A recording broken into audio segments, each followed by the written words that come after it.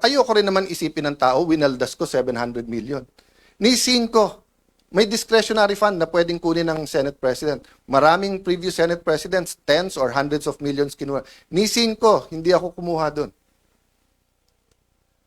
Tapos sasabihin nila, 700 million, ginastos ko. Tapos wala. O, unang-una, magaling sa division si Senator Lacson for two reasons. Dinivide lang yung 700 by 28 days kasi 25 million or multiply lang 28. Pero mahina talaga siya sa math. Bakit? Because 12 is not 13. Pangalawa, akala ko ba sabi nyo tanggal ako nung June 3?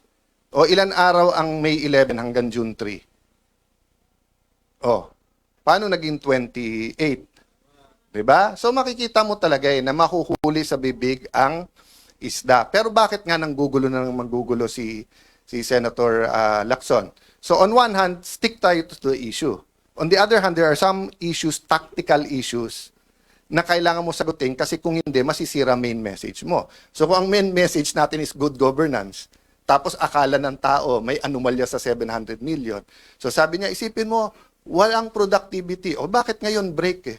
Everyday ngayon, 25 million. So kung ngayon sasabihin ko, ang grupo ni Lacson at ni Gatchalian, 25 million today, walang nagawa. Tomorrow, 50 million, walang nagawa.